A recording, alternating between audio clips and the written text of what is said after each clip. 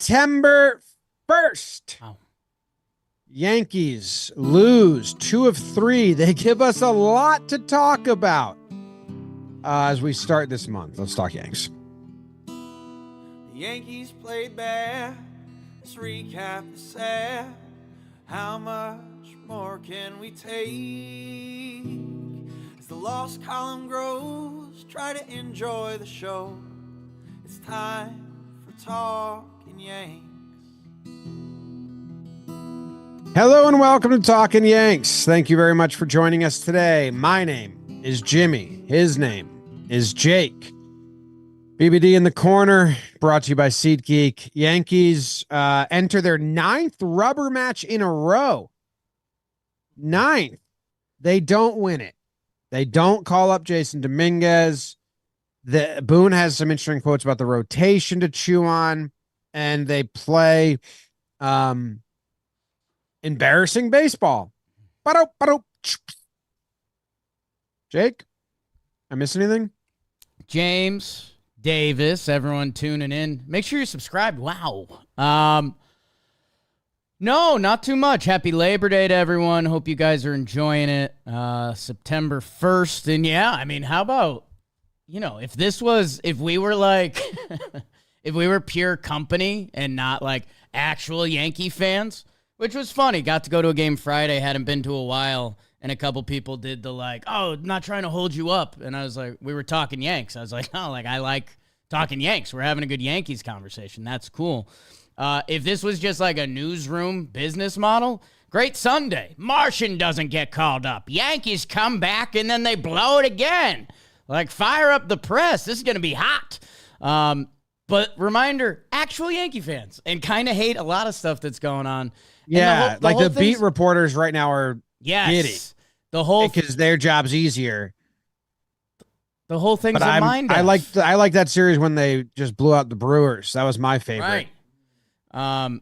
Yeah. No. The whole thing is screwy because you go look at the standings and you're like, okay, before the season, coming off of a non-playoff year, if you told me first place come September 1st, I'd feel good about that. But I don't know. It just feels like with everything we have, with all the information we have, whether it's having watched this Yankees team this year, whether it's like, again, kind of glaring weaknesses, the lefties under 500, which hopefully there's a day in October where that doesn't matter again. Some of the home stuff is now getting weird.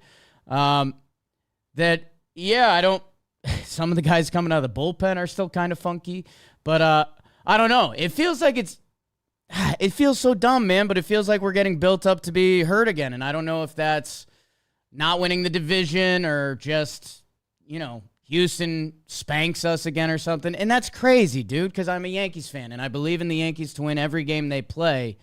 But I don't know. A lot of moving parts right now, Timbuktu. Yeah. A lot of moving parts. We'll get into all of it over the course of the show. Yes. Boone just, I think, answered some questions about the balls in game 3 and kind of like just explained what happened as for why. So yeah, a ball was going down the line and it just stayed fair and then it skidded off the ground, kind of got past him. It's like, no, we know. But why? Part of this is we're spoiled Yankees fans. Yes. BBD's generation, not really. Not really. And even our generation, like I wasn't following the day in and day out of the 90s teams, but I was 20 in 2009, and I very much followed that team. That team was so good. And that's like my brain's recognition of a World Series team. It's like, oh no, you're like, it's like one of the better infields, ever. Yeah.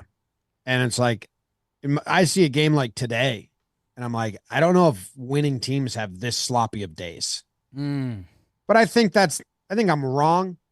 I think you just got to get right and tight in the postseason, but crazy to watch those two teams, what they did on the field today in the Bronx, and say one of those teams has the best record in the American League. That is such a bad display of sport. Man, that was one of the weirder ones, huh? I mean, just through the first couple innings. And then it just felt like every play, like from the second inning to the sixth inning, it felt like something was off every play. It did feel like it had Biodome vibes. It felt like someone was like, now in the second inning, we'll make it 4. Right. I was going to say. And then in the fourth inning, there would be a blinding sun. That bar game you used to love that had the, what 5 things are wrong in this picture? Yeah. And every play felt like it had that. It's like, okay, well, pitcher's not wearing his left cleat. What's that? Yeah. Man, that pitcher tried to catch. Wrong spot. Tried to catch the throw to second behind his back. I mean, he tried to do that. Yeah. Yeah, so we got to start somewhere. I don't want to blow up anyone's spot here, but someone Kirshner posted the upcoming Yankees rotation, for the Rangers series. Just a pretty innocent tweet, and someone replied, "I honestly he doesn't have many innocent tweets. I honestly don't care." No, this is literally just fact base. Okay, these are the 3 pitchers that will pitch. There's no allusions to anything. It's literally the probable starters for the series. And someone got me with they replied, "I honestly don't care anymore," which that's, for a first place Yankees team, that's kind of the vibe, which feels really off. And maybe it's because one of their best players is in the minor leagues.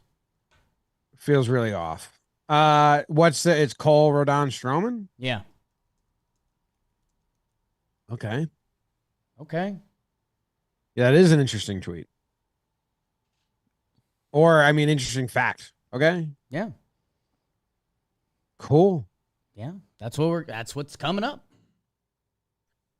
I think we're facing Leiter. I think we're facing Heaney, the Heen dog, Leiter, and then Evaldi. They have tomorrow as blank, so that's either Leiter or bullpen or something like that. Oh, okay. Cool. Yeah, I don't know. Grounds creeping. It's Leiter. I think he might currently be in the minors, so they have to call him up. I don't know if that's literally the case, but I'm assuming that's why it's blank. Either way. All the conversations aren't that much about this game or the series. So I don't know if you want to just do a front heavy, you want to mix them throughout with awards and burns, or you just want to get into it. Whatever you're going to taste. We normally do crowns keeping, some burns, we give out awards, and then we give out more awards with anecdotes and stories along the way. True. Little preview for the episode. But I don't know. It's a unique time of year. I think for baseball shows, the format changes as you approach the juicy time of the year. So I don't know. Do you want to get into the teeth of it? Do you want to super burn through the games to get to the juice of it, or what? Let's do grounds creeping first, but I don't know. We'll just put a timer. We'll just get into it, but not do the whole show. Because the grounds creeping is the biggest conversation everyone wants to hear right now. Yeah. That's kind of what's going on. So this is the grounds creeping, and here's what's happened. It's brought to you by Pickett. Today's episode is brought to you by Pickett. We got a new guy picking it at first base. Kind of exciting. Pickett is a free bet tracker that allows you to see all your bets in one place. The app tells you which teams, players, and bet types you're most profitable on. This is kind of your analytics department for your betting. Wow, I'm really good at college football. Maybe I should do that. I'm horrible at over-unders. Maybe I should stop doing that. The historical context Pickett provides is invaluable. App is totally free and super helpful for tracking your bets.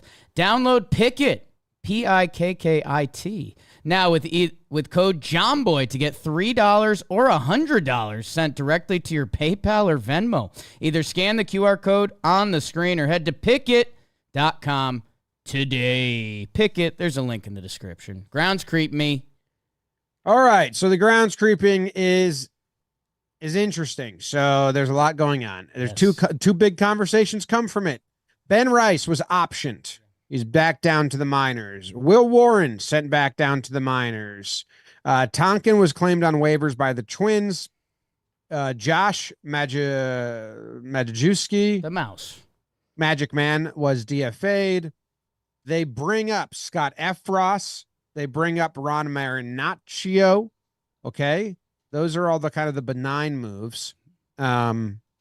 Rehabbing, Ian Hamilton was scratched from his scheduled rehab game Saturday due to back spasms. And then September, Rizzo makes his return from the IL, played in game 3 today. And they brought up as the September call-up Duke Ellis. Duke Ellis. Minor league speedster. They picked him up from the White Sox this year. Having a good season, I believe. Yep. He is a modern day Terrence Gore, I guess. So they brought up Robert Duke Ellis. Slight amendment. Technically, he spent time in the Mariners organization. Yankees acquired him from them. But 4 games with the White Sox this year. Congrats. 4 games from the White Sox. Yeah, so they did not call up Jasson Dominguez, the Martian, who's been putting on a hitting display in the minor leagues. And when asked about it, Boone said they did not call up Jasson Dominguez because when he comes up, he's going to play every day. And they don't have room for that right now. So that's another example of the Yankees being sad. Because if he gets more than 91 plate appearances or at bats, whatever, from here to the end of the season, he loses. They lose a year of control and rookie of the year eligibility, which if he finishes in top 2 of rookie of the year, they get a draft pick. And yeah, we're like, this is 25 games from now. So I guess they don't trust Boone to not play him every game. Like Boone said, when he's up here, he's going to play. Boone had him for 1 day and played him. So they're not giving him to Boone until that clears. So like when they come back from Chicago, Kansas City Royals series, from there on, he could play every game and he would not break that number. So if that's when he gets called up, that's what it's just service time manipulation. Yeah, we've gotten better and better at the Boone translation game, and Boone has been pretty firm. I mean, he hasn't been hammering the table and being like, Jasson Dominguez will be up here, but he's in Boone talk, he's kind of saying that it's coming, and like, I think we're going to see Duke Ellis in 1 or 2 games pinch running. Maybe we'll see him in a chunk of games, pinch running and scoring game-winning runs, but not like playing. But yeah, I'm interested to see the next steps because the way Boone's talking about it, it is like Jasson Dominguez will be on the team at some point. It's just a matter of, is it going to be right after, like you said, if you hit that Cubs-Royals series, you're kind of clear if you wanted to play him every day. But Alex Verdugo has also been hitting at one of his better stretches this season. That it also feels like you could have him on the roster and play him every other day. And we've done that with other guys and see what you got, see if he performs like he does at the level he has at the minor leagues recently. Like we talked about, the 1 game he was on the squad this year, they had an extra body in Williamsport. He was in the 5-hole, 5th hitter, hitting righty against the guy who's going to win the Cy Young this year. So I don't know. I can't tell if that is Yankees front office funny business, where everyone is on Dominguez, or I don't know. Like, it's kind of the competition thing we've talked about a lot on this show that feels like it's a body that should be on the team. Brian Hoke, who man of the people, everyone on Talkin' Yanks knows that, tweet him a picture of your socks today. Brian Hoke tweeted out, like, the Yankees talk about winning a championship a lot, but they don't have their best team on their roster. which feels like something you'd want if you're trying to win a championship. So, yeah, man, I guess I was a little surprised. There was a lot of like Yankees internet that was like, Dominguez comes up, Dominguez comes up. I was a little bit in the camp from the other tea leaves I was reading that it wasn't going to be September 1. I kind of started to buy in last night. I was like, yeah, they got room, right? We don't need the Duke. But that's where they went with it. But I was on like call him up and then not play him every day. That being not an option is crazy. Right. But no, you can call him up and limit him. But if we get to the Kansas City series and he's still raking in the minor leagues, right, and he's not called up then, I will come back to this thought process and say I'm wrong, and I don't even I don't get it at all then. They just are like, I'm even more mad at them for just being fucking no logic. I'm not agreeing with what their logic is now, but just service time manipulation if he gets called up during that Cubs series, which is the other grounds creeping. That's kind of where it seems like they've placed the go button. You talk about how in the past they've always had all their guys come off the IL at the same time, and they kind of see it as this window where like, bam, that's the go button. Well, they said that it's very likely Luis Heel and Clark Schmidt join the rotation in Chicago, and so they could bring Dominguez up during that time because that would allow them. It would, as long as they don't play him every single game, they give him one day off, that he won't hit that cap, and then that's where they've placed their go button on like rotation set. Now we're getting ready, all that shit. So I'm expecting for them to call him up. If they don't call him up then, or he gets hurt in the next window or whatever, then I'm going to be just livid. Yeah, my best conclusion, and you're 1,000% right with the go button, and that's so funny to think about because most teams just play with that every day, and that's still like put that in the Talkin' Yanks bucket of like something that's off that will change in a couple years, and we'll say, "Yep." Like crazy. Lefties. Who would have thought? Yeah, I think the Yankees, and I don't know, I mean, coward's a pretty aggressive word. I think it's more like they feel like kind of a sketchy college guy, like talking to girls along the way and like leaving their options open as long as possible. That like I think their plan right now is they're gonna keep dragging it out. If Verdugo stays hot, they'll be like, look at that. We stuck with Verdugo. He's hot. We'll let Dominguez stay down there. We'll call him up when in a couple weeks we have his service time. We've got more options on the table. If Verdugo goes back to the bad place, they'll say, hey, we gave Verdugo every chance and every out, and now we're gonna let Jasson run for a little bit. I don't know.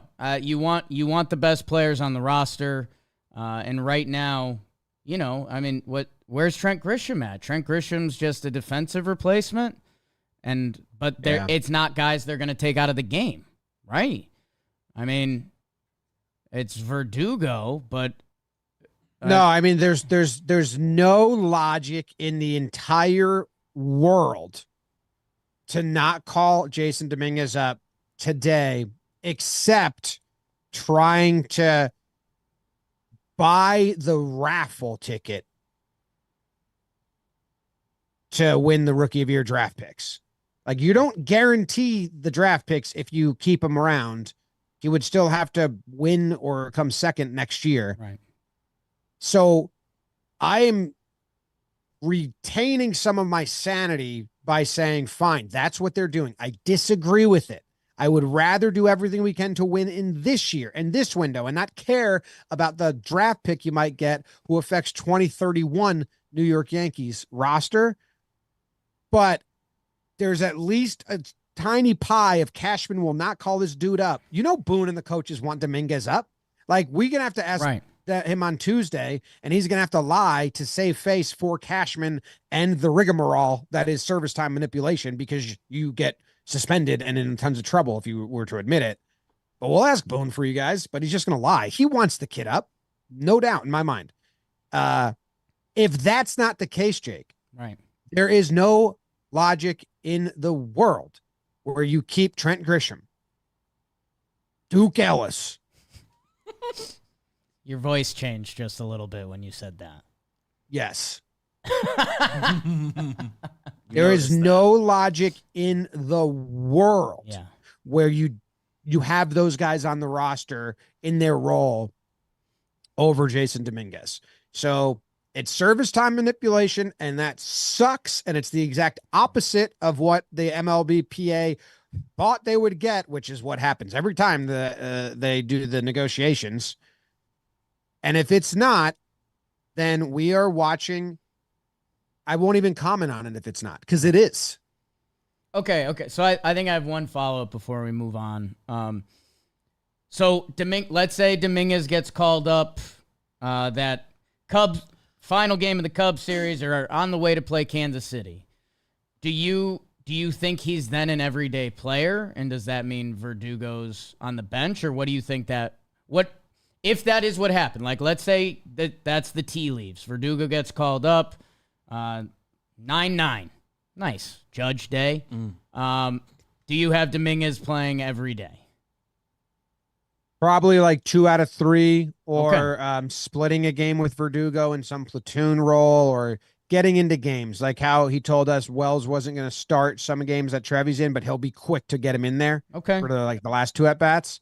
And I do like that Boone is saying that when he's here, you're going to play him every day, because you've voiced that. Right. Mm-hmm. So now you've welcomed all criticism if you don't. But yeah, the kid, I mean, he's bored at AAA right now. In his last 11 games at AAA, since the Little League World Series game, he's got a 362 batting average, 388 on base, 575 slug. So, that's why I'm saying there's no reason to take Duke Ellis and keep Trent Grisham, who has options. There's no reason to do that at all besides service time manipulation. So if we get to, the only fear now is, because I said this on my tweet, nobody puts the Yankees are so concerned about the fans, the media, what other people's opinions are. They're so concerned about getting put in a corner that they're like, no one puts us in the corner besides ourselves. And what could happen now is they're like, it wasn't service time manipulation, and they let him play the remainder of the AAA schedule, which takes him to like September 18th, and then call him up. And then he wouldn't play every day because that's not enough time to get him ready for the postseason. Dude, I think if I'm reading it right, I think the AAA schedule goes to the 22nd, which, again, this big league season ends 15th. I have it. Okay. I have them with a roadie to Buffalo, the 17th through the 22nd, but MLB doesn't have that.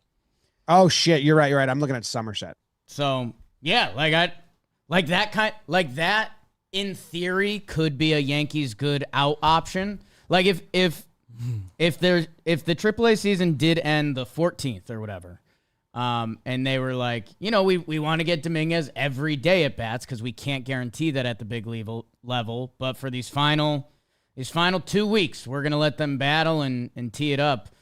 Like, again, there's a sliver of logic there. It's not logic I agree with, but if they do that, I think that would be my maddest. If they have Dominguez right out to the 22nd for him and Verdugo to get just at bats along the way, then that would be my most frustrating result. Yeah, I agree. We'll see. Ooh. But right now, service time manipulation is the easiest way for my brain to say, I disagree. I'm upset. This makes me sad, but whatever. You have a difference of opinion of what's best. If it's not, it's just an epicness that I can't even really talk about right now. Don't want to process. Yeah. The other conversation in the ground scraping, like I said, is the pitchers. So yeah, Boone mentioned to us there's tough conversations that might be had or whatever.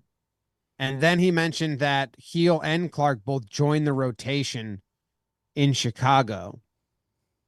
And so that's interesting because then, okay, well, who's out of the rotation, right? Right. And Luis Heel made his first rehab today. Or was that his second? No, Heel's first one was today, and I think Clark is doing his last one tomorrow. So, okay, so Heel was today and Clark is tomorrow. So they pushed Clark on this next one, or maybe the schedule just did. Interesting. And yeah, before you get to kind of your final statement with that, I want what you said about the go button, and it triggered that light bulb for me. Dude, you can go, everyone, if you want. Well, I guess you'd be having a tough day if I say go reread all of Clark's quotes. Clark Schmidt has been ready to pitch since the middle of August. And the Yankees have decided that they weren't going to do that. They were like, no, we like where we're positioned. We want to make sure everything is lined up for Go Button Week, which is Cubs Week. But every Clark Schmidt quote has said, since early August, like, I'm ready to go. Yeah. Yeah. And Rizzo had a quote today that said, like, oh, the bats felt great for a while now. The Rizzo stuff's kind of bizarre, but hey, we got a nice defensive play and a couple knocks. And he gave like an honest interview. He was like, oh, hitting I felt fine for a while, but defensively I haven't, which I thought that was interesting. Yeah. That injury, not like the answer I expected. Like, just interesting. It's his right forearm? Yeah. And it was like sneaky high up, like Boone said, right? Like they were surprised it was closer to the elbow. So what's that defensively? How does that? I think he just means playing 9 innings. Interesting. I always talk about that. All right, so the rotation, Cole, Rodon, Stroman in Texas. Then they have an off day. And now Boone is saying it's very likely that Heel and Clark would join. So if Clark pitches tomorrow, Monday. 2, 3, 4. That would put Clark in line for September 7th. I've had that September 7th game, the Saturday game, as the Heel Clark piggyback. Right. But they have Heel lining up to pitch the first game in Chicago. Does this help your Cole and Baltimore theory? No, I think they're taking the wrong Nestor direction. Out of the rotation. We're heading the wrong direction. No, this helps get Cole on track. Oh, okay. Like they each got a start and everybody took. But I think Nestor's going to the pen. Okay. They just had Heel pitch on Nestor's day. Right. And they switched Clark to tomorrow. So the way they have the two lined up now is that Friday, September 6th is Luis Heel, and he threw 80 pitches in his rehab. Right. Then the next day, Clark is lined up for. And then you would have Cole on September 8th, which lines Cole up to pitch the first game against Baltimore Orioles and the last game of the season against Pittsburgh. Okay. And Boone said there's going to be tough decisions to get made. And I was thinking about the rotation. Okay, well, Stroman, they paid a ton of money and they have him next year. Rodon, they paid a ton of money. Clark, they have a lot of control left and his stuff is better. Heel, they have a lot of control left and his stuff is better. Nestor is the least to lose from the GMing side of things. So I don't know what they do, but they're not going to a 6-man, and both Heel and Clark most likely joining the rotation is what Boone said today. Yeah, I guess I wouldn't rule out the 6-man necessarily because we know they've said that before, but we also have seen a 6-man in September, right? So I won't fully throw that off the table. I could see Nestor going to the pen. I could also see Heel going to the pen. I know they've stretched him out again, but if some options don't clear themselves up out there, I would still want that on the table at least. But yeah, I could see that too. Yeah. That was just the way they set it up. I was like, wait, so they're setting up to bump Nestor. Good. Reading the Yeah. tea leaves, Would have been that's really how it tough lines if up. today went well, because Nestor would have had an incredible last 4 starts. Doesn't. Yeah, but the one in Washington was aided by defense. Agree. This Yeah. one was not. No. It My evened God. out, I think. I think it's probably Heel and Nestor that Friday in Chicago. Like Nestor's the piggyback. Little Chester. Flame throwing righty versus then sidewinding lefty. It's not a bad one, too. Chester part 2. Yeah. Heelster. Okay. Okay. That's all the grounds creeping. And that was brought to you by Raycon. Raycon's everyday earbuds. I mean, especially being a city cat now, you literally need them. But everyone has earbuds, and you should go check out Raycons. If you haven't pulled the trigger yet on a pair of Raycons, now is the time, because they just launched their upgraded model, the best-selling everyday earbuds. Boom. You get an active ergonomic designs. The co-hosts of this show, we both have odd ears. So we're constantly on the hunt for earbuds that fit properly. How about a little 32-hour battery life? Throw them in. Listen to something for a day and a half. Raycon offers a 30-day happiness guarantee, so what are you waiting for? Go to buyraycon.com/Yanks today to get 15% off your Raycon order plus free shipping. That's right, 15% off and free shipping at buyraycon.com/Yanks. Link in the description. Go check them out. All right. Should we super burn? I mean, a lot of these games had juice, but everything's got juice these days. Up to you if you want to burn or super burn. There's a lot of words. Let's just do one, and maybe if there needs to be a piggyback second burn, we can kind of hill Nestor it. Okay. We'll get the win in. Marcus Stroman and the Yanks would host Eric Fetty-Wap and the Cards in what New York would hope wasn't a trap queen series. The sac fly is underrated as Volpe kicks off the scoring, but they would give the lead back in the third. Donovan and Goldie with RBI singles. It's 2-1 Birds, but that's all Stroman would give up. 7 innings pitched, 9 hits, but only 2 earned runs. Soto as Juan gets an RBI double. The catcher who shagged me, Austin Powers. Yeah, baby. 2-run homer. Good fortitude to make it fortitude. Hall of Famer Nolan Arenado goes yard call. It's 4-3 in the 8th, but Austin goes to the wells once more. His second homer of the day. Stroman to Cousins to Canely to Holmes. Yanks take game 1, 6-3 final. It was a good game, Jake. Good game.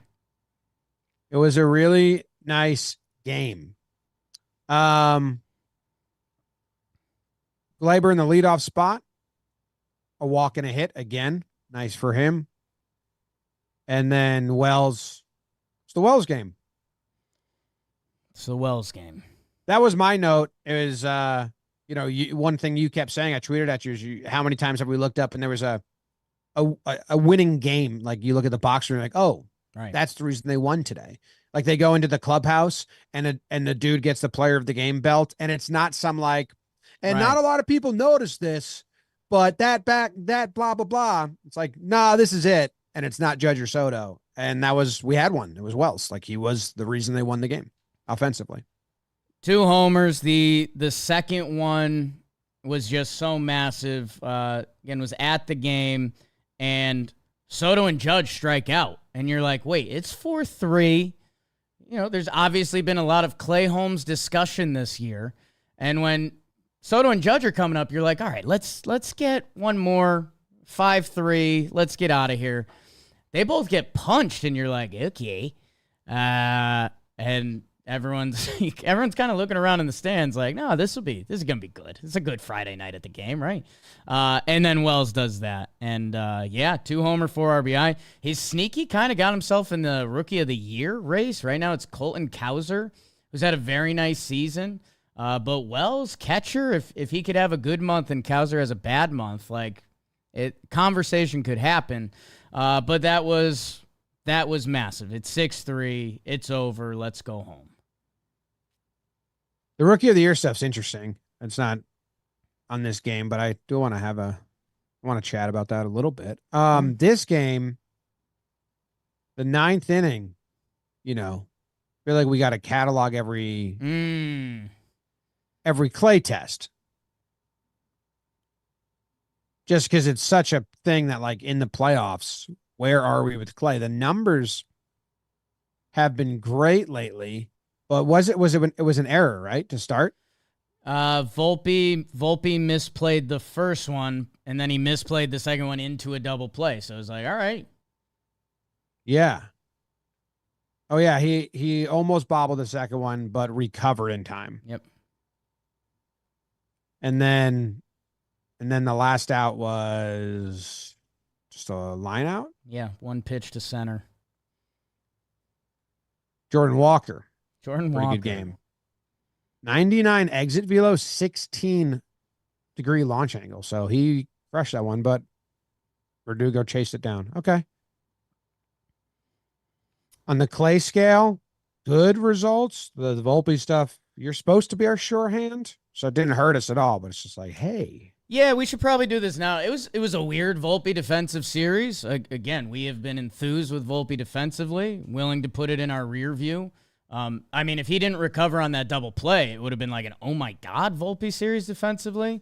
But yeah, just a ton of weird ones. Another highlight today. So again, for what he's been this season, no concern, but it was a weird weekend. It's a weird weekend of ball, and he hit this series too. So, when Clay Holmes, it's an error on a ground ball for the save right away. That's the worst we can feel. Yes. And then they recovered. For all parties. I just want, for anyone that didn't watch the game, or for people that don't remember, there was that feeling. We did get that drop. Yeah. And then they recovered quickly. And if that had been a 1-run game, my God. I think 2 other notes. Ben Rice, this was probably his last game with the big league squad this year, barring something significant. And then the one I couldn't see well because we were sitting third base side. The Jazz pop-up, it looked like he had a shot at it. It was right by the net. I think he'd say he should get that, but... What inning was that in? That was... I'm not sure. Here it is. Third. It's in his glove. Right. When they did the slow-mo, it was like in his glove. Again, we've seen so many guys go to third base and then struggle with pop-ups, and Boone was like, yeah, I hated that too. Yeah. I do have leeway for Jazz defensively as a person.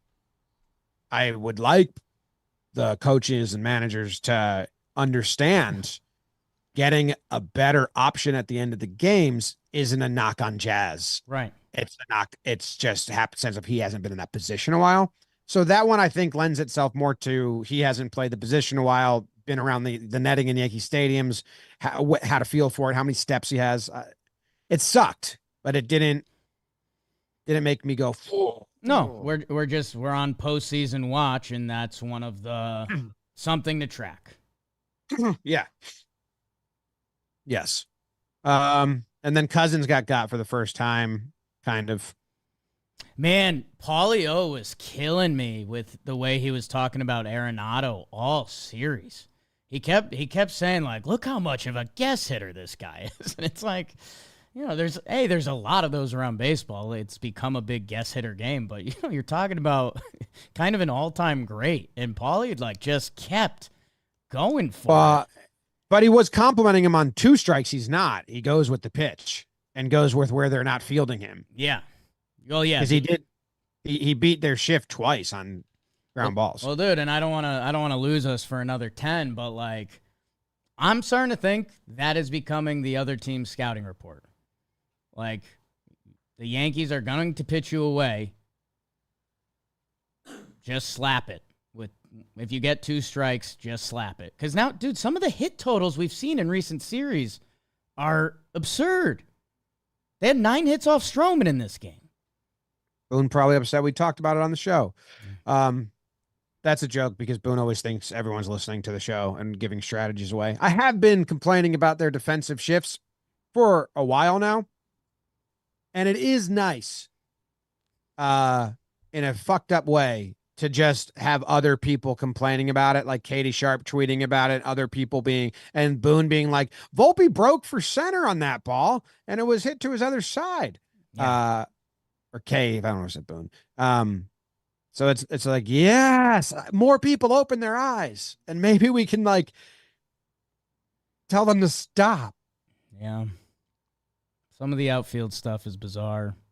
The outfield shifts are worse than the infield. Yes. I don't know how to calculate it, but when we went to that Boston game and I watched Chappie, I think, does it in the dugout, or whoever does it, wave Grisham to one side, and then the ball went right to the other side. And if you watch Verdugo miss that ball in game 3, he comes up shaking his head. It's because he just got told to move 10 feet the other way. He's shaking his head about where he was positioned. Yeah.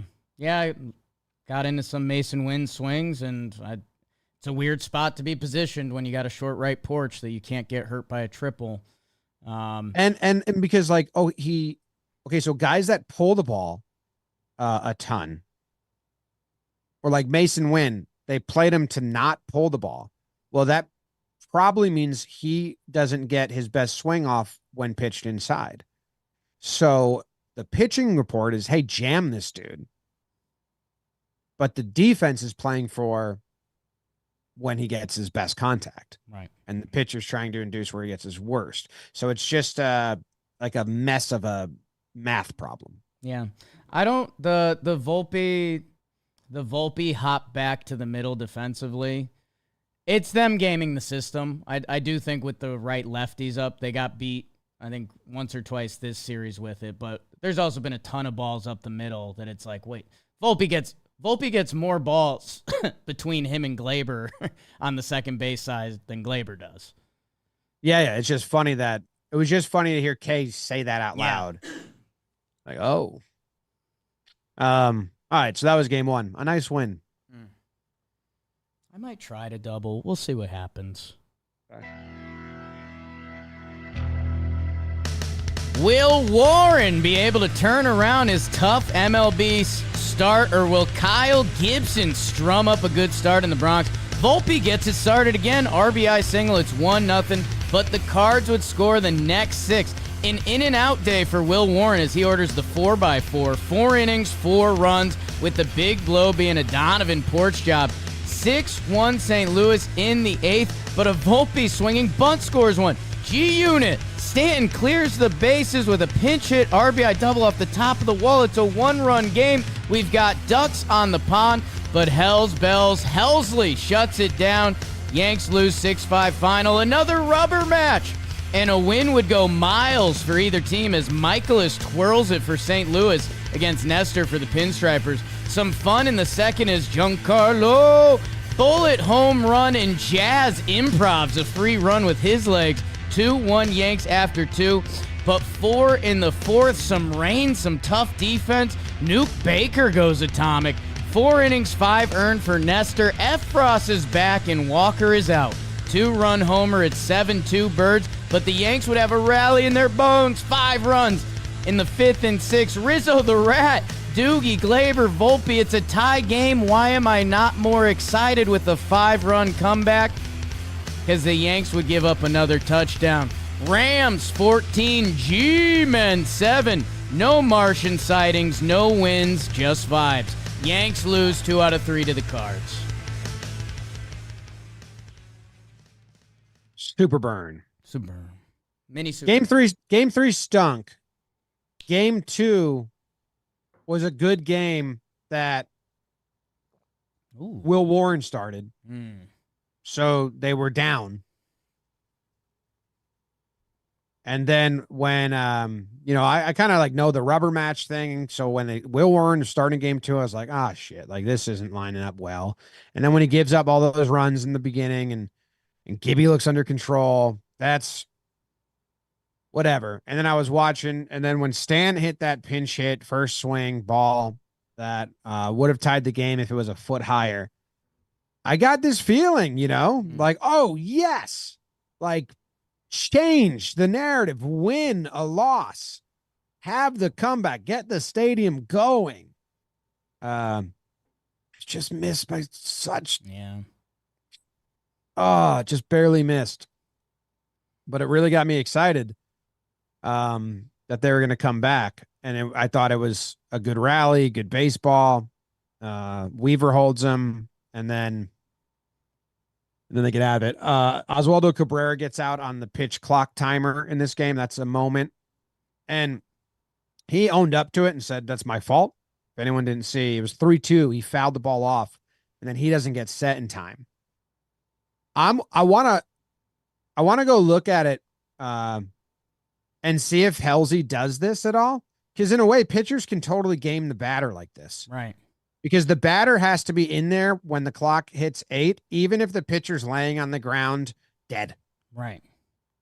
And they haven't called time yet. He would get a pitch clock. A B could be crushing the pitcher's face, and he's running around second base. But as long as that ball is live, that batter needs to be ready at 8 seconds looking out. Right. And the only reason I say that is because Contreras on the Cardinals last year, he gamed the system as a batter against Kenley Jansen, where Kenley thought he wasn't ready because he was standing casually. So then Kenley wasn't getting ready. And then he got 2 balls called on him. And so the Cardinals have done as a team. So I wanted to go look like, is this like a smart thing that Halsey's doing? Like he knows there's 2 strikes and he's just going to take his time to get to the mound because maybe the batter will mirror his energy. Oswaldo, it's bad. He also handled it good in the press. Said totally on me, my fault, my fuck up. First baseman is Oswaldo Cabrera, and just so funny. First play, grounder to Volpe, and he throws it high, and Oswaldo just makes a nice catch and lands on the base. Yeah. But yeah, and he, yeah, man.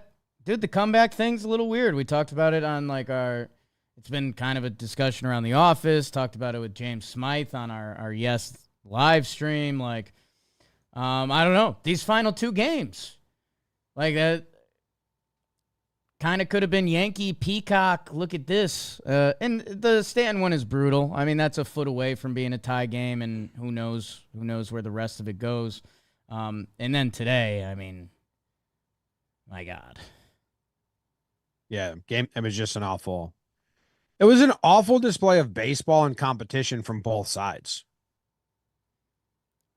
The Victor Scott catch today was massive. The other thing in the second game, that Austin Wells throwaway ends up really hurting them. Runner going to third. That one stung a little bit, especially when it ends up being a 1-run game. Yep. Yeah. DJ didn't play at all. Righties. If you know Rice is leaving for Rizzo, just play Oswaldo 2 in a row. But no. Oswaldo Why starts at first in that second one. Him starting at first is nice. I'm happy that they did that. Something we've been asking for them to do, and they did it. So I'm happy that Oswaldo Cabrera got a start in at first, and it looked fine, basically. Yeah. Yeah. Okay. Let's get into awards. Anything else from today? I mean, there's so much from today. It's just, there's just too much. It was, how many runs were earned, not by the rule book, not by official scoring, but by us. By both teams. Yeah. No, it was one of the odder baseball displays this year. It was just from the jump, like Soto's first hit. And then it opened up with Soto, a hit and run failure because Judge took strike 3 and Soto wasn't even really running. And that was the first inning. And then it just kept being bizarre and bad. Every play felt more bizarre. When they tied it up, it was like, hey, and Rizzo was in the mix, and you're like, okay, maybe there's something here. Yeah, that Gleyber, Victor Scott ball not getting down, and credit to him, he's been one of the best defenders in baseball this year. But then you can't give up a 5 spot, and we didn't like the positioning, and we've already done a lot of that. How about the 2 plays from pitcher to first that, like, the Yankees one, it was just a bad throw. Rizzo was not trying to get his arm broke. He just came back. Theirs, Goldie just didn't catch it. Felt like a spoof play. It was like an instructional video of like how not to baseball the whole game. I mean, and 2 like very veteran players involved in that. It's Michaelis fielding it. It's Goldschmidt at first. And then, I mean, even I'd assume Arenado should be like yelling from third, like 3, we've got him. Yeah. And yeah, there was a play in game 2, I think, or maybe it was game 1, where Volpe had a swinging bunt and the pitcher grabbed it and wanted to get the force out at third, and Arenado just wasn't covering. Yeah, that was the first run in the 8th. I mean, it was like a perfect swinging bunt, but yeah, like they kind of. But you could see Arenado yeah, see the runner go and the pitcher tossed it, and he was like, "What?" Yeah, he's like, "What happened?" Weird. Okay, that was like hungover baseball. That's what I would label that. Interesting. Yeah. Interesting. All right, we'll get into awards. Awards are brought to you by the DraftKings Sportsbook. Football season is kicking off. My God, some good college action yesterday. I think there's another one tonight. Our partners at DraftKings, the #1 place to bet on touchdowns. That's good. All new customers who bet $5 instantly will get $250 in bonus bets plus 1 month of NFL Plus Premium. $250 in bonus bets instantly. Staying on the action. Bet anytime touchdowns. DraftKings, the place to bet touchdowns. Download the DraftKings Sportsbook app now. Promo code Yanks. $5 on any wager. $250 in bonus bets instantly. Only at the DraftKings Sportsbook. All right, first up. Pride of the Yankees. Really? Jake, you get to go first. Interesting. And if I want to remind you, last week you gave Anthony Volpe your pride. The week before that, Aaron Judge. The week before that, Aaron Judge. The week before that, Marcus Stroman. Okay. The week before that, Austin Wells. The week before that, Aaron Judge. Good reminders. Thank you. So, 1, 2, 3, 5 out of the last 6 of your pride's first name have started with the letter A. Add another. It's Austin Wells. Like you talked about. Shit. He had a game-winning game. 2 homers in 1 game, 4 RBI. He follows it up with 2 hits the next day. Not today. Sad. That's baseball. Susan. Yeah. Yeah, man. We'll see. He would have to have a pretty gangbuster September to actually enter the Rookie of the Year chat, but he's kind of like, we've done the whole thing before. He's been gangbuster since May, essentially. So, he's going to continue to hit in the middle of the Yankees lineup, and if they end up winning the East and he's a big part of it, which he has to be a big part of it because he's literally in the middle of the lineup. I don't know. It's been awesome. We got a great dancing video from him. I've got people requesting, but I need a car in an open parking lot.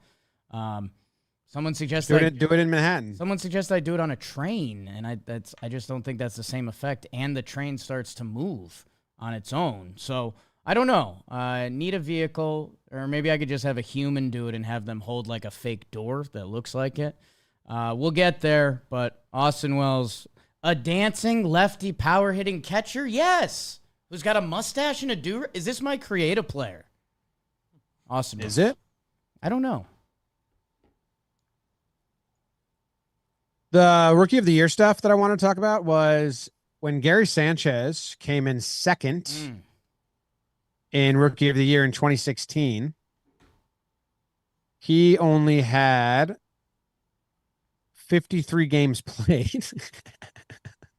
Went nuts. Hit 20 homers. So, because the only thing I can think of, but it was a pitcher. Okay. The other finishing third was Tyler Nakin. Is that how you say it? Yeah. Wow. And he had a lot. He had 116 games to Gary's 53. Because the only knock is the games. Like, can Austin Wells win it? He hasn't played a lot. Naquin, not Nakin. Games. I think there was a whole debate about his last name for a bit, so it might be, it might not be. Baseball Reference says Naquin. Wellesley took over the slash lines with that game. He took over OPS, and he's got him in batting average. Now, the counting stats Cowser has because he's played a lot more games. B-WAR Wellesley has. So, yeah, it's an interesting conversation. I do think that the lane's open. Like you said, I do agree with that. Yeah, I think the lane's open. I mean, Cowser's done a lot for their team. He's played a chunk of center field this year. There was a while he kind of got kicked down the lineup. It looks like he's been leading off a chunk this season. So, hey, if he does that and he continues at his pace, there's a chance the counting numbers will be tough. But, yeah, if he has a little bit of a funk and Austin Wells has been consistent. Austin Wells has been consistently better since May. That, yeah, the lane is there, and you could even spin it as like catcher BS, and he's going out there and catching the staff and blah blah blah. So, yeah, no knock on Cowser. I just think it's cool that Wells has played himself into the conversation. Yes, I'm not gonna get into a heated debate between the two. I don't care about Rookie of the Year that much. Okay, but nice for Wellesley. What do you got? Well, first some analytics on you. All 9 of your last prides have gone to A's and M's. Okay. So it's seeming tough for some other guys to get on your radar. No, I just give it to kind of the guy who made me the most proud. And 7 out of 9 of your last prides, first name has started with A. So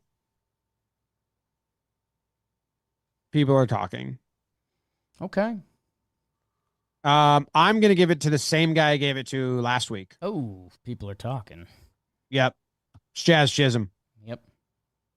He's making me very much enjoy the sport of baseball. Not making me. I enjoy the sport of baseball. A lot of guys these days don't play it how I enjoy it, or sometimes there's full teams playing it the same way. Jazz Chisholm is a baseball player. He's not a 3-true outcome guy. He's not I'm just going to beat you this way guy. I'm going to beat you a couple ways. I'm going to try things. The Yankees have not had a player that can beat you without getting a hit in a long time. But Jazz Chisholm can. I tweeted out all of his plate appearances in this series because I just kept watching them and in my head being like, that's a good one. That's a good one. So the first game on paper, he goes 0 for 4. And that's not great, but, or 0 for 3 in game 1. But the first out, runner on first, he moves the runner over, or maybe it was runner on second, and he had Stanton hit a double, and he moved him to third, and then Stanton scores on a sac fly from Volpe. That's a productive out. And Kay even asked O'Neill, is he doing that? Right. And O'Neill's like, yeah, I think so. And I sent you guys some spray charts, and I think he is. His spray chart with less than 2 outs, man on first, looks way different than less than 2 outs, no runners on. There's way more ground balls to the right side. In game 2, he opened up the game with another productive out. Maybe this is the one. He moved Wells to third, or he moved Wells to second, who scored. I forget what it was, but he moved the runner over. And that runner goes on to score. Yeah, so that's when there's a runner on first. And you can see it's a lot of balls hit to the right side. but he can hit it everywhere. Because if you show the other one when there's no runners on, he does spray the whole field and go with pitches and stuff. So he's there. He's got a lot of balls to the left side of the infield and center field. So in my opinion, I think he's trying to do that. So game 2, he goes productive out and the runner scores single, single, single. Then in this game, he had a double. He stole third on not even on a pitch, on the fielder's not paying attention, but he's paying attention. They throw the ball away. He scores. Then he hits a single and scores first to home on Rizzo's block job down the line, or nice swing down the line. Then he gets a fielder's choice, double play for anyone else on the team besides Volpe, but he's fast, so it's not a double play. He's on first. He steals second, goes on to score later in that inning. The numbers are great since he's been a Yankee. I'm excited that the outs are also turning into runs. Productive outs are giving the Yankees runs. Fielders' choices are leading to runs. And he has different approaches at the plate. And it's very refreshing and fun to see. He's electric. Everything he does is electric. And yeah, I mean, even I think he scored on a double today when they were rallying, and it was kind of when they do the camera turn test, the original Luke Voigt test, and it's like, where is he? And Single. He was scoring easily. Yeah, it was from first. He scored from first on it. Yep. First to home. I think that was the Rizzo down the line, maybe. Yeah. Yeah, and he I was processing this just because it's interesting, because it's like, he's been balling, and he's probably, well, hopefully not, because we've got him for a couple years. He's probably offensively playing a little above his skis right now when you look at his career numbers compared to where he's at with the Yankees. But hey, let's ride that beautiful wave and see where it goes. And yeah, dude, you're absolutely right about the out stuff / he's just kind of in control at the plate. Like, I think we've seen him inside out, balls inside if he's looking to drive something the other way. I think we've seen him turn on balls away because he can still get enough extension if that's kind of what the situation calls for. So yeah, it feels like we've already done he's in heaven going to the Yankees from the Marlins. B, I mean, I think he's just as locked in and focused as a baseball player can be right now, as kind of a part of that, and just surrounded by the talent he's surrounded on. And yeah, he has a contact tool that not a lot of players have anymore. Never mind the athleticism that, dude, like, no Yankees have had that athleticism, and that's part of the reason I think we're enjoying it so much. Like, I'm just going to take third from you because I think I could get Arenado by a step, and that scores a run. So, yeah, man, excuse me, the Jazz trade continues to look, I mean, better and better. Yeah. He, as a Yankee, is a 326 batting average, 368 on base, 674 slugging, and 1.043 OPS. And then the counting numbers on runs is pretty fun. 23 games and 19 runs scored. 23 games and 14 RBIs, 23 games and 29 hits. So yeah, he is playing over his skis. Those rates would average out to impossible numbers, I think. Might as well. But yeah. So Jazz is my pride. I thought he would be. Yeah. I like him. Yeah. I won't go 3 in a row, no matter what. Nah, if he hits 3 walk-offs, and I have first next week, I can't trust you to not take him. He's got 3 walk-offs, Jake. You're not going to take him? I think they're on the road. You Yankee motherfucker. Oh, Yankee MFer? Yeah. Holy cow, I didn't even think about this. Can't beat him. Feeling good. Feel good. I feel. No way. You know what, man? It's not what you think. I'm going Mark Leiter Jr.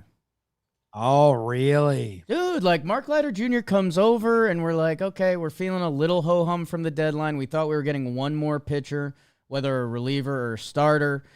We hear about Mark Leiter Jr. and 5th in strikeout percentage in the National League, and then we see him pitch, and it's kind of funky that it's like, okay, maybe Mark Leiter Jr. Bro, he's a liability right now. I had an award given out. I was going to give him an award that was going to say, "You're supposed to be MFer." Wow. Because I'm supposed to view him as a top dog, Right. that's letting us down, which is what you're saying. Yeah. You know, and it's like, where you been? Yeah. We don't trust you. And like, you're just out now. Mark Leiter Jr. as a New York Yankee, 13.1 innings pitched, 20 hits, 11 runs, 9 earned, 19 strikeouts, still there. A 6.08 ERA and a 6.02 FIP. So the analytics are saying he's pitching how he looks. And he's making every batter Soto, 328, 406, a 1.012 OPS. So that's, you can get bleeped and blooped, but those aren't bleep or bloop numbers. And I think they're even worse because, like, he got off to a decent start in his last 8 games, more runs than innings pitched. So, yeah, man. And he's turned everyone into Judge in the last 8 games, a 1.2 OPS. So, like, I don't know. Maybe there's another shoe that drops. Maybe, I don't know if the Yanks are messing with him, but not good. Yeah, and it's not even like the ERA stuff is not even falls on one game. Like like you said, 6 out of his last 8 games, he's given up at least 1 run. Yeah. So now he's got to like earn his way back into something. What have they done to him? Let's see. If I look at his like pitches by month, there's not that much change. You go by game. He just didn't throw his what?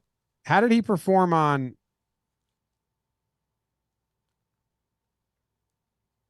the 18th of August or the 17th of August? Do you know? Do you have it up still? On the 17th of August, he was 1 inning clean. On the 18th, he was 0 outs, got knocked around. He didn't throw his splitter at all on the 18th.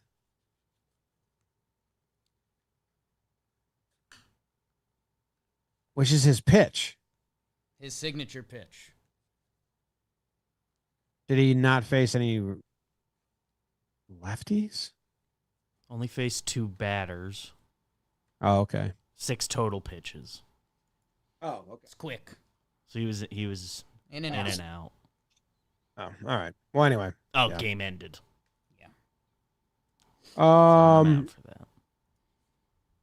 You got an MFer? Yeah. I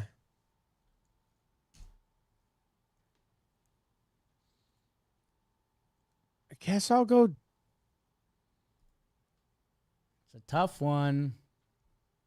Yeah.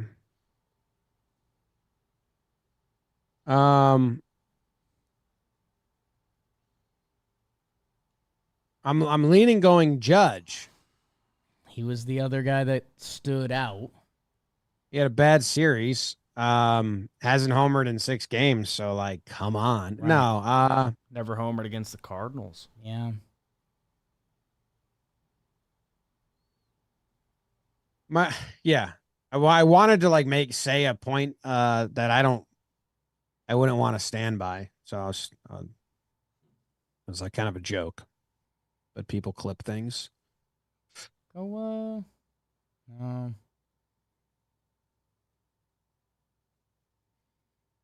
I'm going Judge. Okay. I'm just not gonna talk about it that much. That's not done.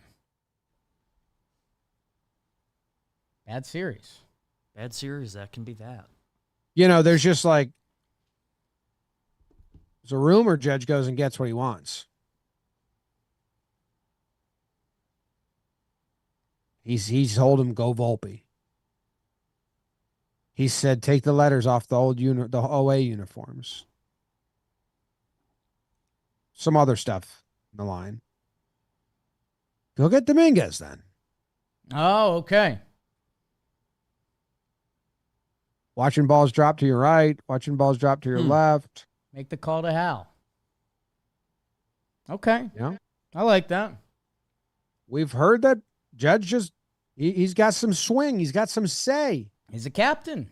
He's the captain. Got Clay that awesome walkout. But I'm not putting it on Judge. I was No. Obviously it's not his call.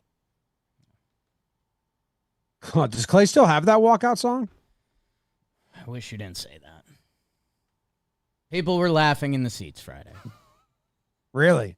Yes, dude. It's not a walk. People were laughing on the train. It's not a closer walkout. It has no release. They do the What do you mean? lights. Who is laughing? They do the lights with a country music song that's not like nobody in the stands starts like singing along with it.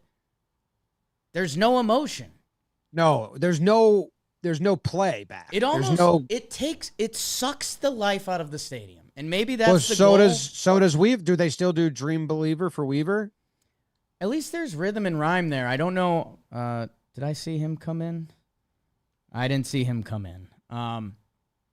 It's just it's like off, man. Like if you I talked about the bar game, 5 things that are wrong with this picture. If you brought a baseball fan to the game and there's going to be 5 things off in this game today, like at the end of 9 innings, they would easily say like not a closer song. I mean, I haven't been in a while, but when I went, I was blown away. And again, it's not shots fired at anyone, and I feel like people would take it that way. But it's a country music song, which kind of not your traditional, and it's Stapleton. Like I don't know. It's a good. I like the song separate. Yeah, I like Stapleton. It's I like that genre of music. That's my favorite genre of music. I like the lights. I love where we've taken that technology. I came from that biz. I'm an electrical supply distribution man. I like what we're doing with the lights. The combination does not work at all. No, the people, when I tweeted it out, people got so upset. But like, you're not stadium folk. Like there's one crowd. It's not the people on Twitter, people that love Chris Stapleton, like the people in the stadium. Get them going and get yourself going. And it's just like an awful scene. Anyway, you got an award? Awards. They're brought to you by our shop.johnboymedia.com. The hat Jim's wearing, the shirt I'm wearing. We've got so much at the store. It's an easy way to support us, and you're probably wearing clothes. So go check it out. You'll find something you like. Let's see. My first award. What do we need to talk about?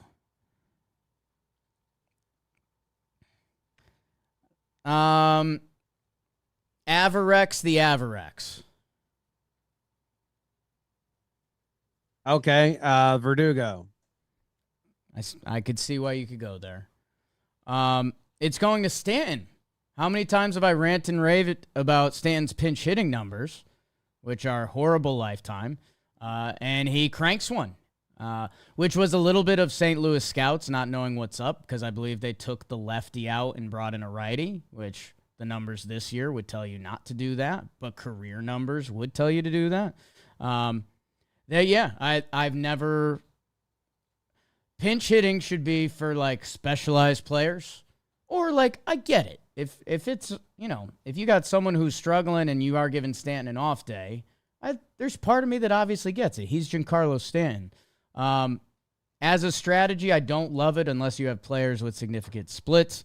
So I don't know. It was a sick moment, and we're a foot away from probably talking about this series differently. I don't see the numbers leveling off, but I mean, Stanton's going to like start every playoff game, so it shouldn't really be an Averex thing, but yeah. Yeah. I mean, you could go Stanton just in general, he's been great lately. He has been. I think that's one of the highs. Like I don't know if I said it out loud, but I was coming into the show saying, no, there's in a suck fest of a game-ending series and service time bullshit, there is some positives that I am genuinely like, hey, that's good. Right. Feeling. Like that's the energy I have towards it. What did Stanton do today? I'm trying to get his 2 for 3 with a walk, right? He hit Is the that what home it- run today. The laser. Yeah. So He's been 4 balling, plate bro. appearance. Yeah, I know. I'm trying to pull up the numbers of late. And yeah, I sent myself in circles today because I was like, wait, why are we still giving Stanton rest days? But I don't know. I guess give him a rest day once a week. He had a double and a homer today. Yeah, Why hit a single, you know? no need. Because I think his numbers like across slash lines are going to be good Yes. for the last 2 weeks or so. I don't know if my perception of him is just a little skewed too, but a couple of the doubles I've been like a little surprised he got in as easily as he did, that he got to second. And All right, so my perception of his speed is just off probably, but his last 46 plate appearances, which is 1, 2, 3, 4, 5, 6, 7, 8, 9, 10, 11, last 12 games, Okay. 293 batting average, Oh. 356 on base percentage, 659 slugging, 1.014.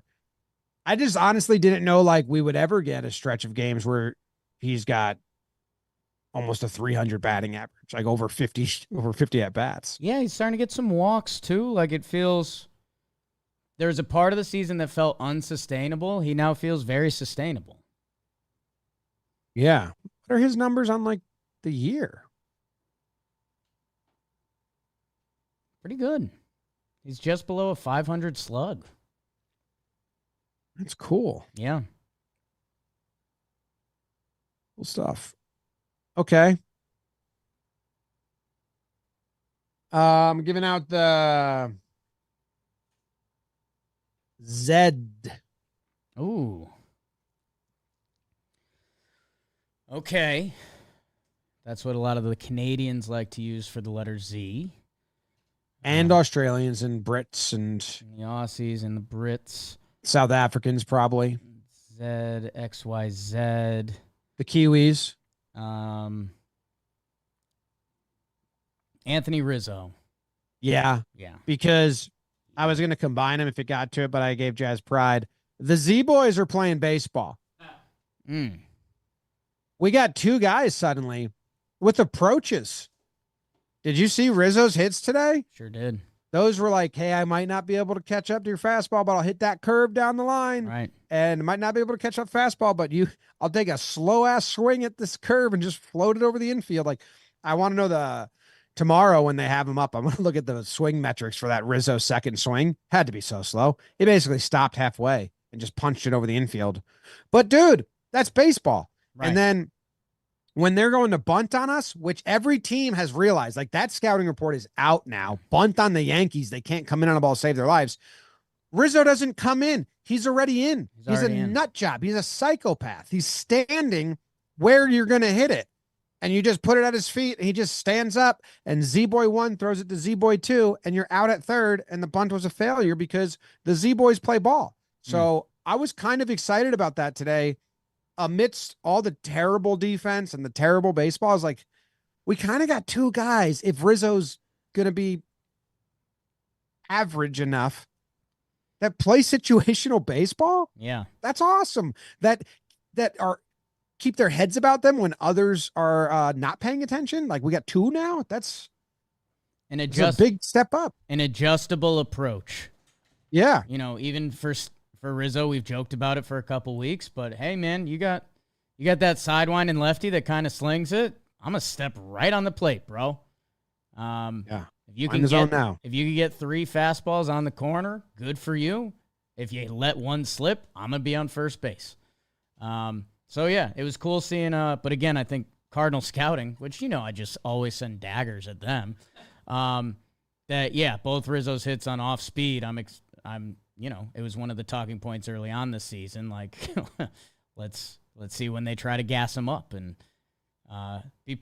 would be an unreal good thing if he plays to his baseball card, but Yankee fans aren't even dreaming of that yet. We're hoping for average, and we got more than that today.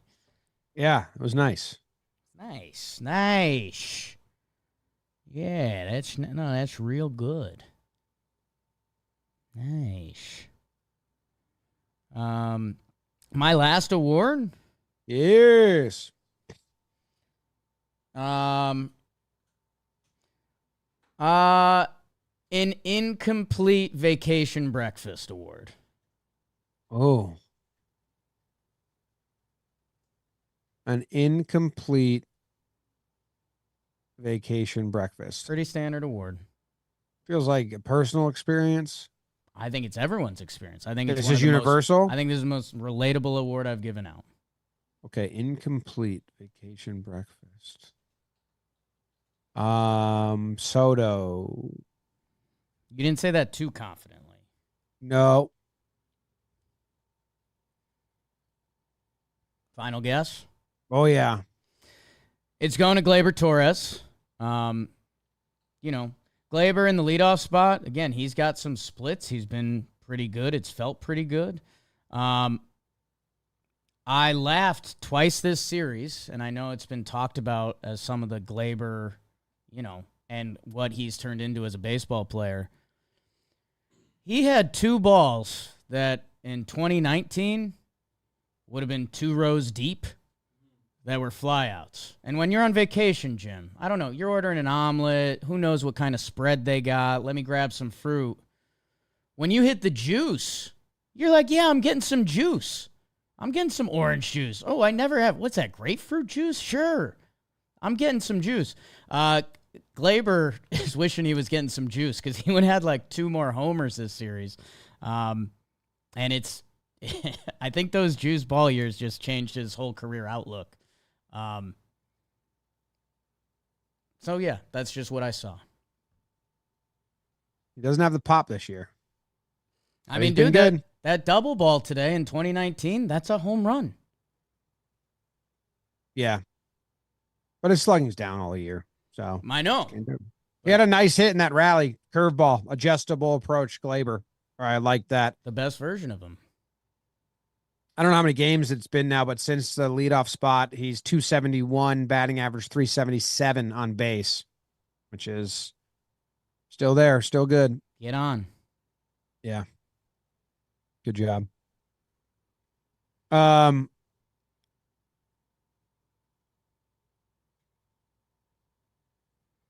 going to give the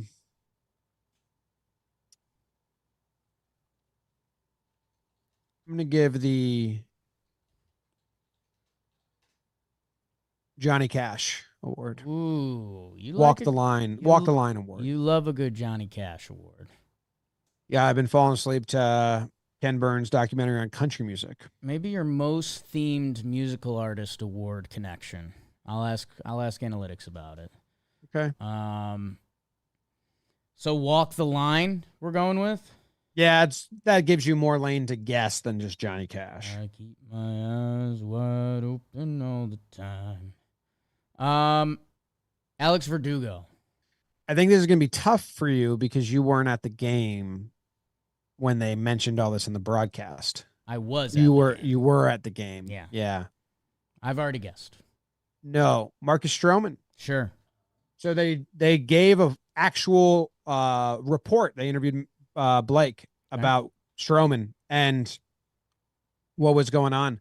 And they said his lines to the plate were off. In like a dumb way, like he was standing crooked. But that's not it. Just like where his legs falling. I don't know the technical, but that's what they said. His lines were off.